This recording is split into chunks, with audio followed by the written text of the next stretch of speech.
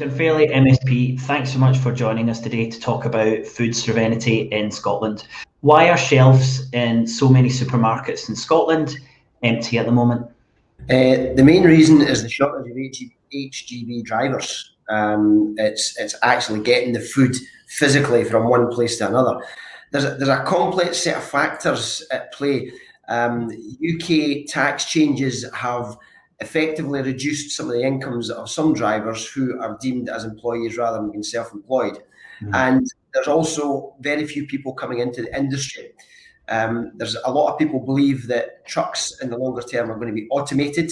So why would they want to invest their career in an industry which will see them redundant in 5-10 years' time? COVID has also been a major backlog in driver training accreditation. Because people weren't actually going to get go through their process actually becoming HGV drivers. So we're losing drivers through lack of new people coming into it. But the biggest single reason is Brexit. A lot of the drivers that were driving were European. A lot of them went home, and they don't feel as though they're welcome back in the UK. The hostile environment has created a belief that they're not welcome here. The UK immigration rules make it far more complicated and slow for them to get back into the country.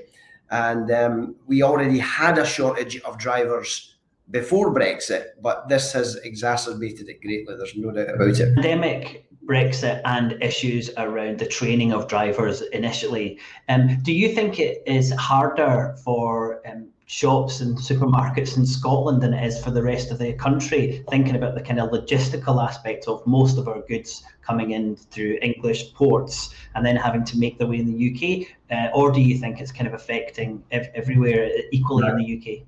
Yeah, I think it's a UK-wide issue.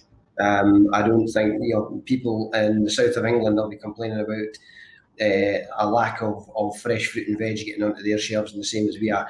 I think that is a UK-wide issue. I don't think it's unique to us here in Scotland. So that's kind of Brexit and pandemic. I wanted to also ask you about trade and the internal market bill as well. And the UK government proposed to establish a new trade and agriculture commission to scrutinise trade deals to ensure that farmers and crofters across the UK were not being undercut and squeezed out as a result of any trade deals. Has that happened yet?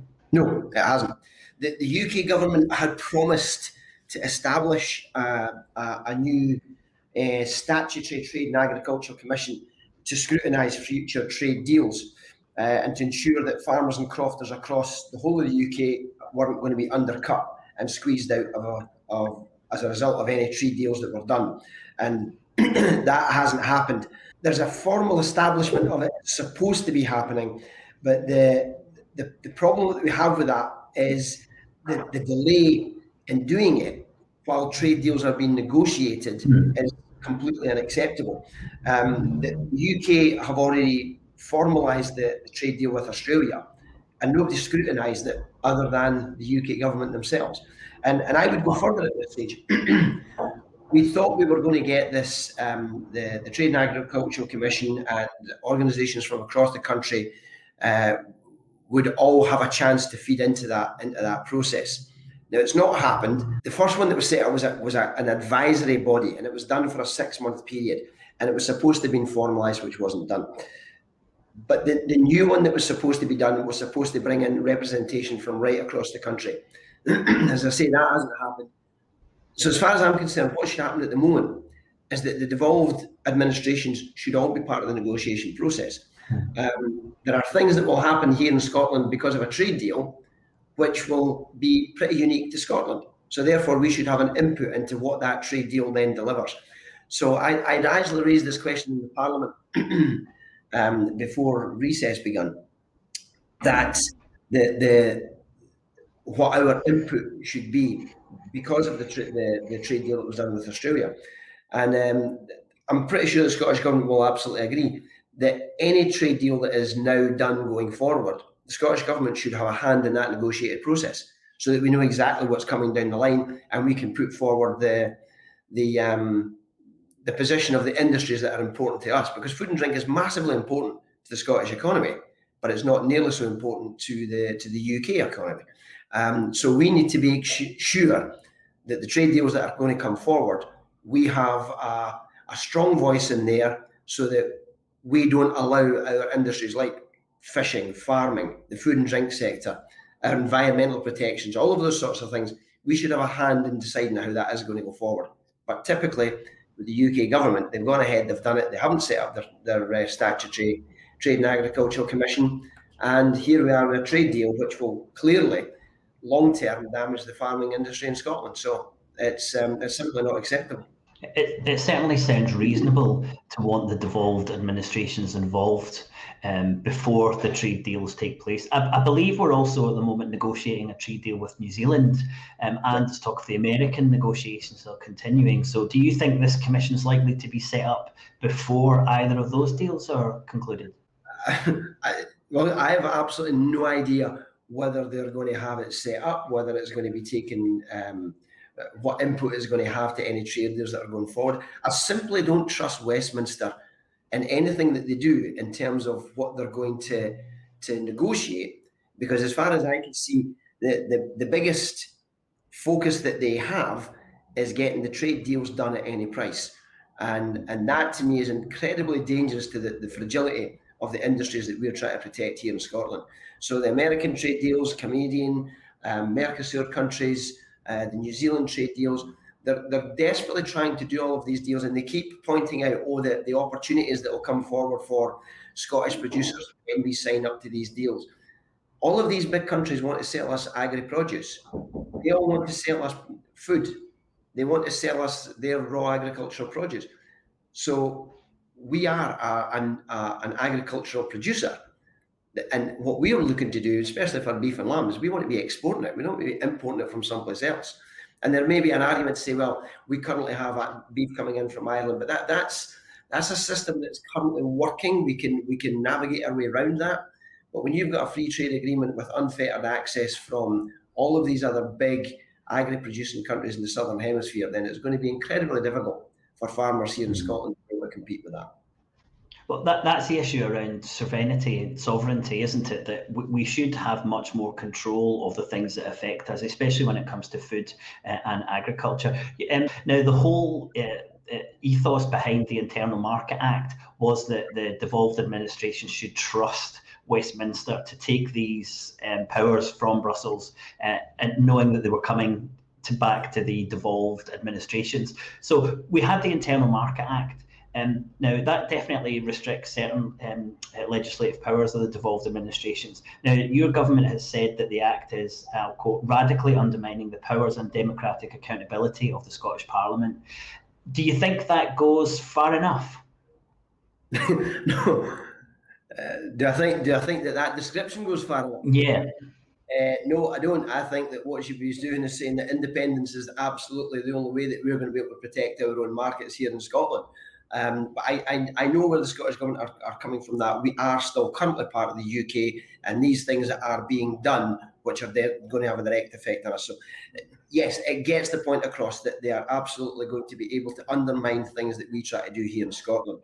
And the bill risks absolutely pulling the rug from devolution. Now, I'm not a devolutionist. I don't want devolution. I want independence. And I don't think there's any harm in me saying that. I'm on record as being I'm doing what I'm doing in order to deliver an independent Scotland, and I'm quite comfortable with that. But in terms of the UK Internal Market Act, let's, for example, look at if we in Scotland ask producers to produce a product using certain labelling rules that we deem to be necessary here in Scotland. So if we want to have certain production standards, or we want to ban GM or any other number of things that we might want to choose to do here in Scotland, the Internal Market Act means that if any other part of the UK doesn't want those same standards, there's nothing that we can do to stop the products that they produce sitting side by side on our shelves. So therefore, if we want to have the alcohol count or the calorie count on alcohol in shelves, let's say that we decided that's something that we were going to do, we can't discriminate against any other member of the UK from putting alcohol on the shelves in Scotland that doesn't have the calorie count. So it undermines our ability to make the decisions to allow us to do the things that we want to do with our food. And effectively, that's just one tiny example of how that's going to undermine the ability of the Scottish Parliament to make the rules around what we want to do in this country. So, there's even talk about the UK Internal Market Act could have stopped us from bringing forward the minimum unit price in alcohol, the smoking ban. We can't even be guaranteed that the UK Internal Market Act can allow us to continue to give free education. That specific question was asked in the Parliament in Westminster, and the Education Secretary couldn't give a definitive answer, saying, no, if you want to continue to do that. Can Scotland really ever have food sovereignty as part of the United Kingdom? Arguably not. Trade deals that are done with the UK will determine what food we allow into the UK. The Australian trade deal allowing lamb and beef to come into the country from animals that are produced to different standards to what we produce in this country. They'll have much longer travelling times. We're not allowed to do that in this country. So, if you take those kinds of issues, we can't influence that in any way, shape or form, because the UK government made the decision about allowing unfettered access of beef and lamb to come into the UK from Australia. So we can't change that. And that's why I'm saying that any deals going forward, the Scottish government should have a hand in those negotiations. Because right now, the way it sits at the moment, no, we can't. And the evidence is there, as you said, about the Trade and Agriculture Commission not being set up yet, despite that being promised. So that's food sovereignty as part of the UK. What sovereignty did we get back when the United Kingdom left the EU? Did we get some sovereignty back in terms of food? And what did we give away as a member of the European Union? And this is looking ahead to Scotland becoming an independent country and thinking again about being part of the European Union. I'd love your thoughts on that. Well, we didn't get any sovereignty back because the sovereignty lies with the UK government. They're the ones who control the trade deals. They're the ones who control the UK things through the UK Internal Market, the UK Internal Market Act. So I see no benefits at all to Scotland of us coming out of the EU as part of the UK. We had a fairly robust debate during the 2014 referendum with farmers and food growers across the country. And I said to them at the time, the worst possible outcome for us is if we vote no, there's an in-out referendum in the EU, we come out of the EU, and food standards and farming are then controlled by the UK government, despite what devolution is supposed to deliver. And everybody scoffed. That's never going to happen. And yet here we are, 2021, we've got a UK Internal Market Act as we're out of the EU, and the UK are now doing trade deals with other major agri-producing countries around the world, and we can't do a thing about it. We're not even at the negotiating table. Now, it's bad enough being part of the EU and being a devolved member state, or a devolved member of a state. And I remember clearly Richard Lochhead used to go to the EU during the negotiations, like even for the fisheries quotas on an annual basis. He was never allowed to contribute. He was allowed to put his point of view to whoever it was that was doing negotiations. And at one stage, what happened was I think it was George Eustace was the minister at the time. He couldn't make it. Now, Richard Lochhead had the largest fisheries community in his constituency, and he said, "I'll represent our position." And rather than allow Richard to go into the process of negotiations, they sent an unelected lord from Westminster over to do the negotiations, who literally ignored whatever Richard Lochhead was trying to tell him in the first place. So we've gained nothing. It's incredible to hear that when we vote in Scottish parliamentary elections, and we hope and expect our representatives to have an influence in the UK, and that's just been completely ignored. It is very sobering to hear that.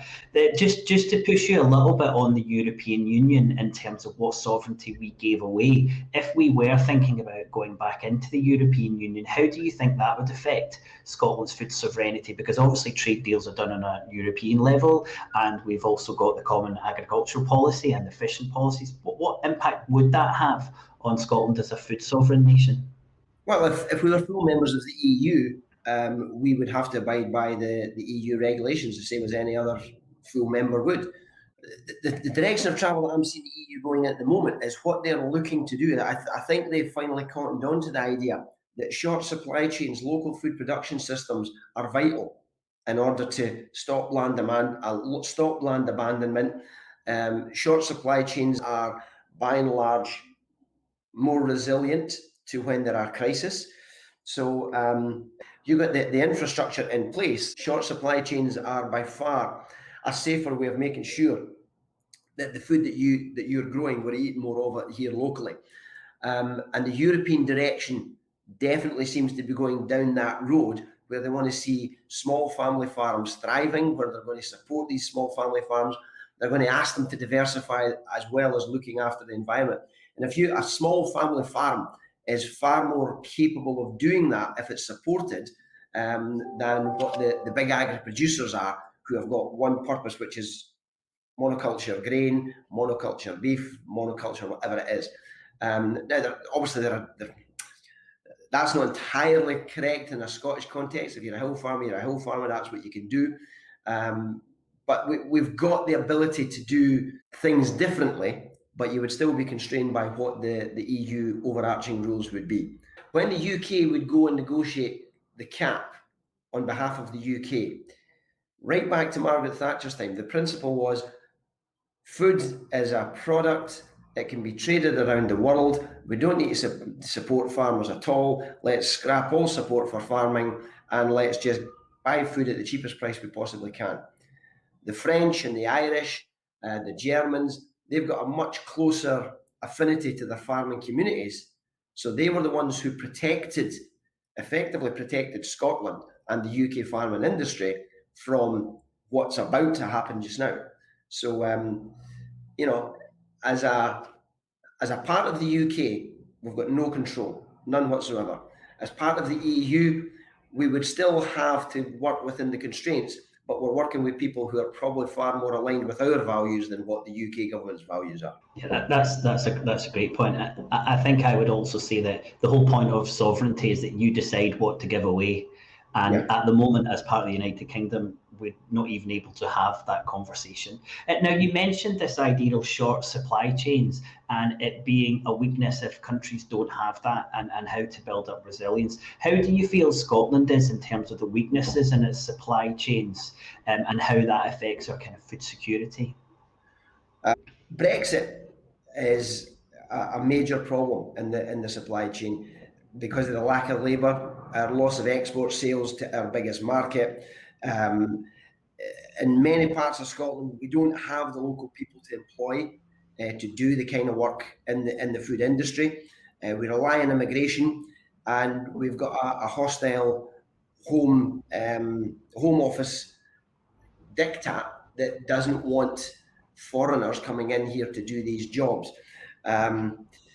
Increasing centralisation is a major risk. Supermarkets do a great job in providing a wide range of products, but we've seen recently just how quickly supply chains can break down. So that we're not as resilient with a local supply chain as I would like us to be. We need thriving local supply chains, and quite often they're the most resilient ways of getting food locally. But we need to have a much, how would I put it?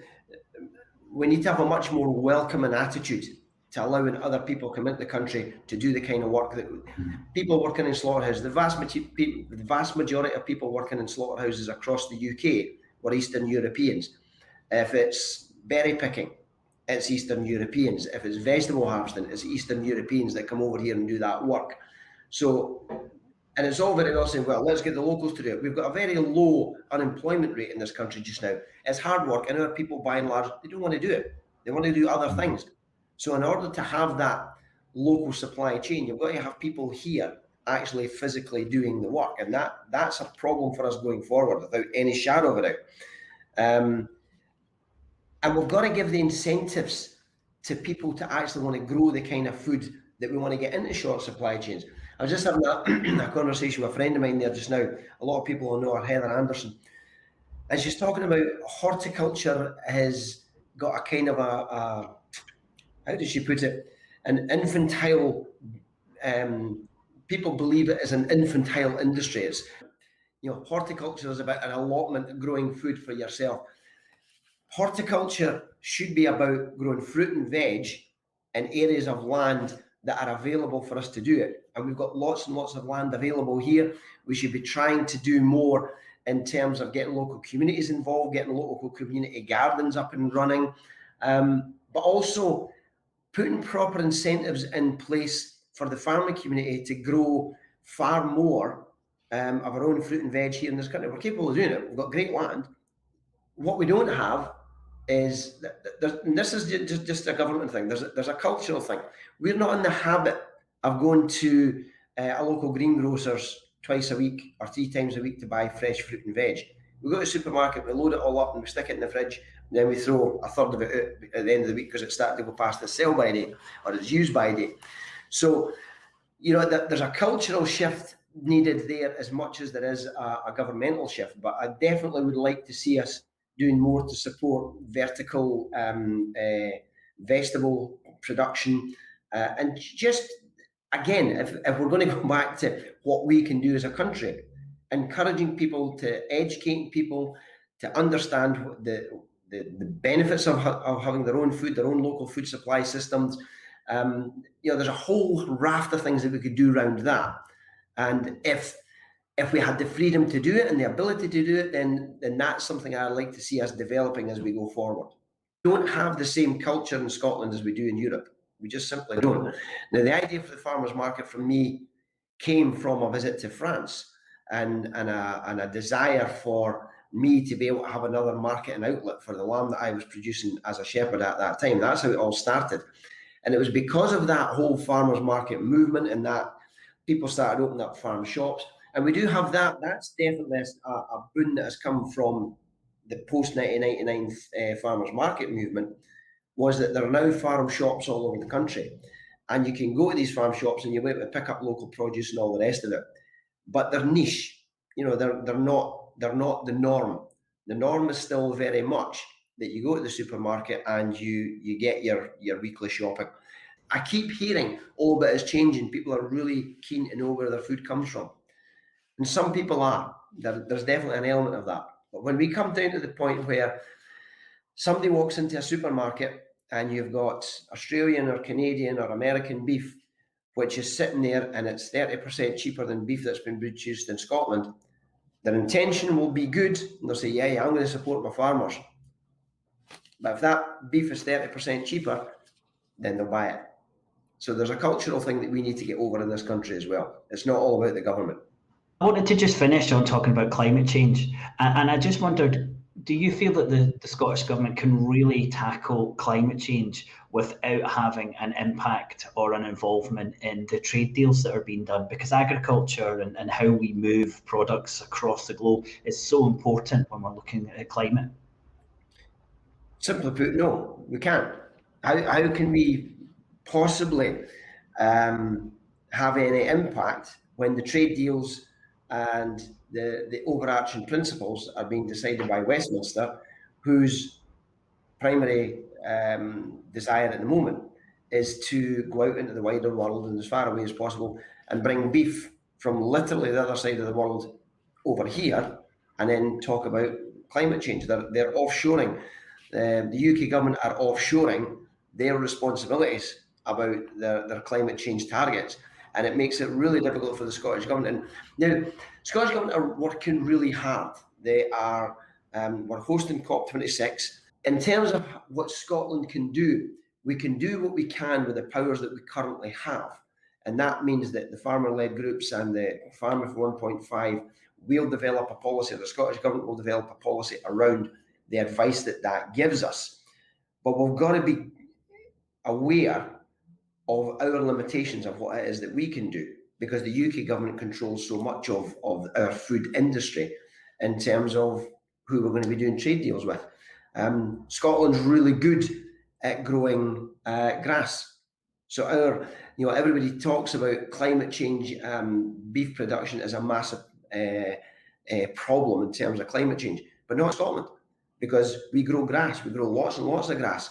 We've got native bred cattle that graze naturally on these hills and uplands, and as this grass is grown, is absorbing carbon, and yes, you have methane, but methane dissipates naturally, and we're not using vast amounts of water the way they do in the feedlots and the big agri-producing countries.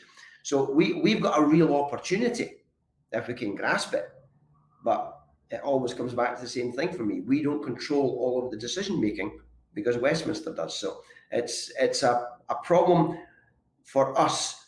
We'll have to do what we possibly can within the powers that we have, but ultimately, until we're an independent country, you're still going to have Westminster that are going to be making big decisions about what we can do here. That for me, that seemed to be at the heart of the issue around food sovereignty, was that what we grow and how we use the land is powerfully impacted by the trade deals, and not having control of that is almost feeling like we're being dictated to on what we have to grow, what we should grow, and how we should use the land, and that makes it incredibly difficult to have that control. Well, we spoke about Westminster and about Holyrood. What more can local authorities do to encourage much more consumption of Scottish food and drink? School meals and education in schools. Curriculum for excellence for me is an ideal opportunity and tool to be able to encourage that, because your food consumption is a lifestyle thing, and the schools have the opportunity with curriculum for excellence to be able to give that habit forming way of looking at food.